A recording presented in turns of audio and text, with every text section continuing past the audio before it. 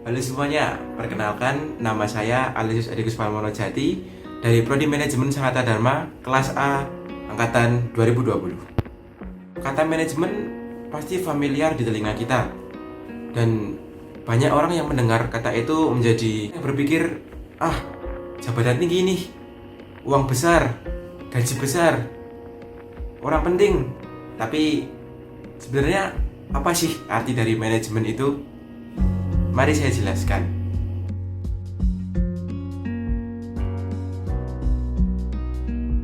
Nah, arti manajemen menurut Stoner adalah suatu proses pengelolaan, perencanaan, kepemimpinan, dan pengorganisasian sumber daya dari sebuah organisasi guna mencapai tujuan yang sudah ditetapkan sebelumnya.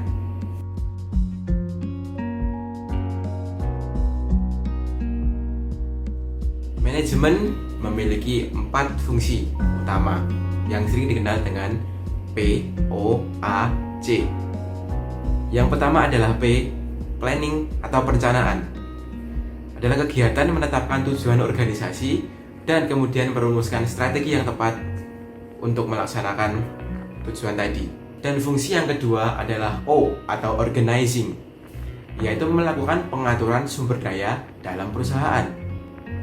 Masuk yang ketiga adalah A, actuating atau melakukan pengarahan.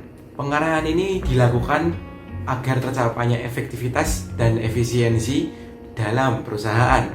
Yang terakhir adalah controlling, yaitu melakukan pengawasan dan penilaian kinerja perusahaan sesuai standar yang ditetapkan dan melakukan perbaikan jika diperlukan.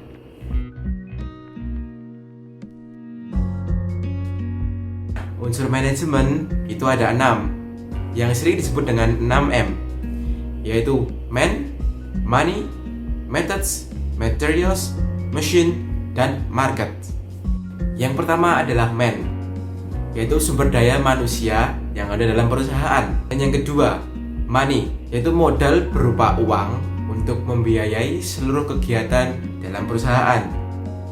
Dan yang ketiga adalah methods, atau cara yang dipakai oleh perusahaan dalam melaksanakan kegiatannya.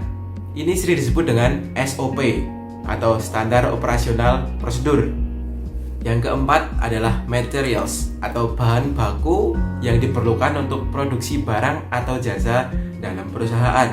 Dan yang kelima adalah machine, yaitu peralatan dan perlengkapan yang diperlukan untuk memproduksi barang atau jasa. Dan yang keenam adalah market, yaitu segmen yang dituju dalam kegiatan bisnis.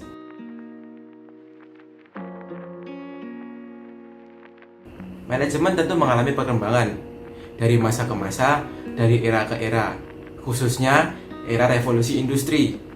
Baik itu dari 1.0 ketika ditemukannya mesin, hingga pada saat ini era 4.0 ketika internet merupakan alat utama dalam kehidupan. Mengapa demikian?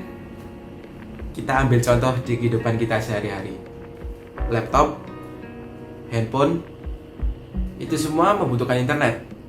Oke, lalu kembali ke era revolusi industri.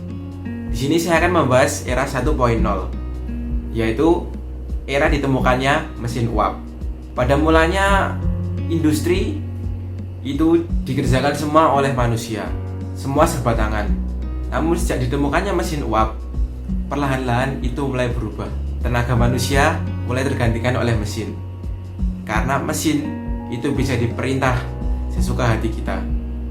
Sedangkan manusia memiliki perasaan, memiliki emosi dan hak, sehingga produktivitas mesin dan efisiensi mesin itu sangat baik dibandingkan manusia.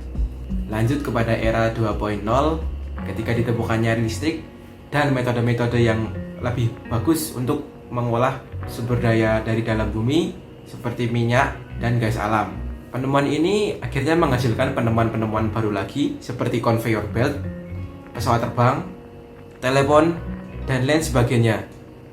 Dan di era ini merupakan era yang sangat penting dan sangat menentukan sejarah dunia, yaitu Perang Dunia Pertama dan Perang Dunia Kedua. masuk pada era 3.0.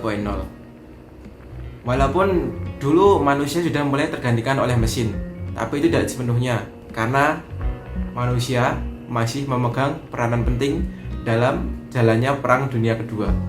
Hingga ditemukannya internet, pola kehidupan sudah mulai berubah. Inovasi itu tadi yang kemudian membawa perubahan yang lebih besar di era 4.0 ini. Internet memiliki peranan yang sangat penting dalam kehidupan. Tanpa adanya internet, globalisasi mungkin tidak akan berjalan secepat ini. AI atau kecerdasan buatan merupakan inovasi yang sangat berpengaruh pada zaman ini. Hal ini menyebabkan perubahan yang sangat besar pada pola kehidupan manusia yang awalnya komputer dan internet belum begitu berpengaruh besar dalam kehidupan kita. Kini, jika tanpa internet dan komputer, hidup kita akan tertinggal jauh dibandingkan orang lain atau bahkan negara lain.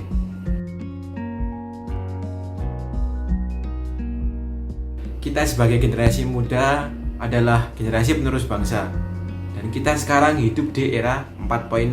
Lalu apa saja yang bisa kita lakukan supaya bangsa kita bisa lebih baik dari sekarang?